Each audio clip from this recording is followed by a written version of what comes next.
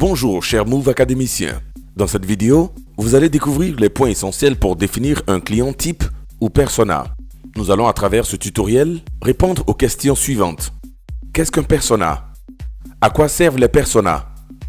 Comment définir vos personas et savoir qui utilise les personas? Qu'est-ce qu'un persona? Nous pouvons définir un persona comme une personne fictive qui représente le portrait type de vos clients et prospects. Les personas sont utilisés dans divers domaines, entre autres le marketing, l'informatique, etc. pour permettre aux concepteurs de déterminer ce que le produit ou service doit faire et comment il devrait fonctionner. Afin d'illustrer nos divers dires, voyons comment se présente une fiche persona. Nous avons la photo, qui doit être représentative du persona, sa vie, son entourage, ses valeurs, son style, sa culture, etc. Le nom et le prénom, l'âge, le métier, son lieu d'habitation, une citation représentative du persona, son niveau d'aisance numérique, son expertise dans le domaine du produit ou service en conception, sa fréquence d'usage. À quoi servent les personas?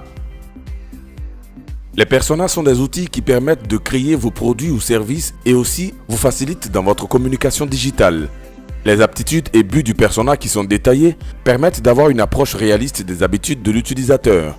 Lorsque les comportements et buts de plusieurs personas sont différents pour être servis par un même produit, il convient de fabriquer plusieurs produits distincts. Par exemple, pour la conception d'un véhicule, nous avons 3 personnes qui sont globalement différentes, de par leurs buts et comportements. Il semble donc difficile de concevoir un même véhicule qui convienne aux 3 personnes. Il serait donc plus pertinent de concevoir 3 voitures distinctes qui satisferont chacune l'un d'entre eux. Comment définir vos personas? Il y a 3 étapes pour définir vos personas.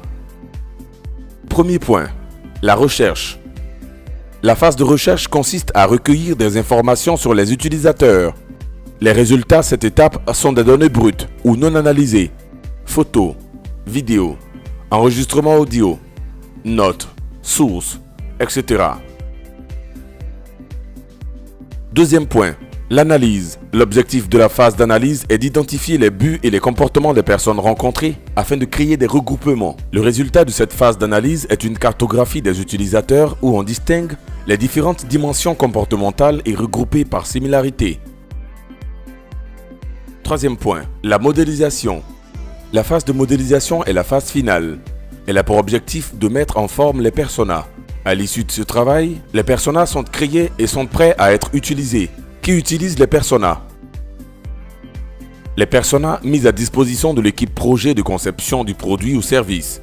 Ils peuvent être exploités en interne ou lors des échanges avec des prestataires. Ils constituent un fil conducteur pour une ou plusieurs équipes projet avec pour but principal de parler un même langage entre plusieurs départements d'une même société.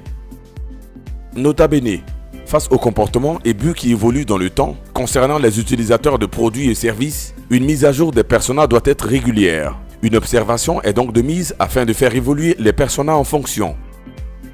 Conseil d'utilisation. Les personas sont créés pour un projet unique. Leur utilisation est donc limitée dans le temps. À la fin du projet, les personas disparaissent.